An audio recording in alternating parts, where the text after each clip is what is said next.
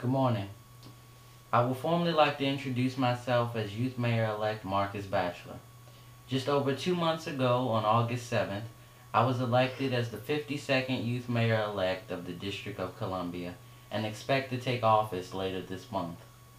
Over the past couple of months, my cabinet and I have been working hard to make sure that this upcoming year be a productive and fulfilling one for the youth of the district. So in that sentiment, I've decided to release these weekly addresses in order to keep you all in the loop about what this government is doing on your behalf and for what you can expect for the upcoming week.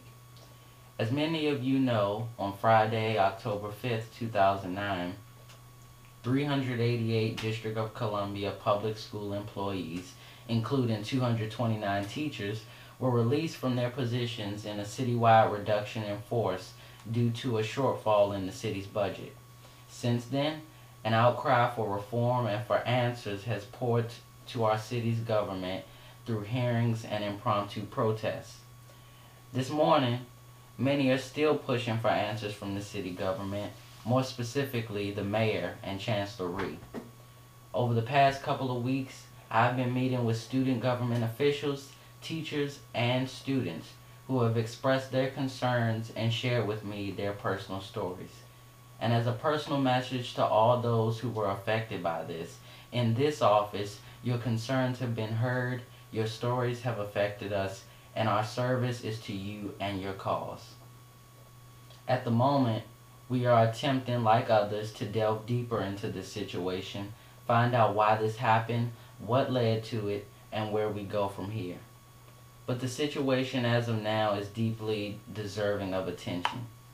Through my conversations with persons personally affected by this unfortunate situation, the problems become endless and more questions arise.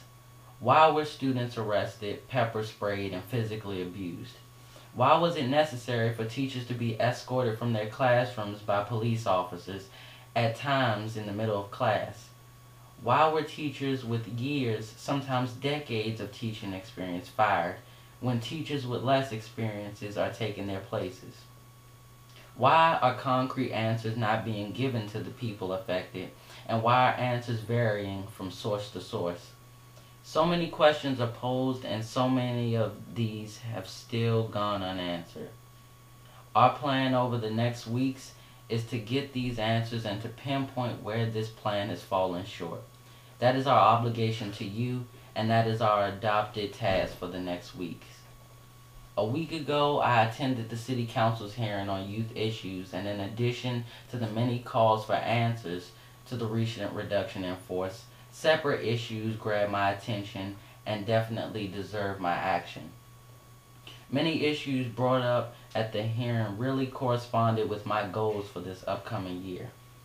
For example, violence that involves our youth in our neighborhoods throughout the city has been an issue that has plagued our streets for decades. Young men and women die to the senseless violence we spread throughout our city. A problem between two people ends up being problems between neighborhoods or two gangs.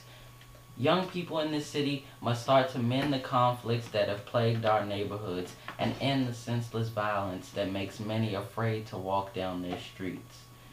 Subjects many to physical abuse, and to others takes their lives.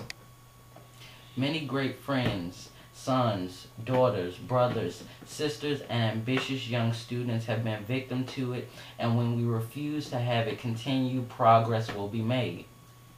This government and the city government is only the first step. It is only when young people like us care about our safety, the safety of our families, and the safety of our communities is when this epidemic will decrease in numbers. A year will never be enough time to solve this problem, and just myself and this cabinet will not be enough to end it. It will take a collective commitment by us all to crack down on this crime against us and to make sure we are all safe in our schools and communities. Our goals this year will be to get that movement intensified with the help of other young groups and youth organizations. Together, I believe a successful and remarkable outcome will come from our efforts.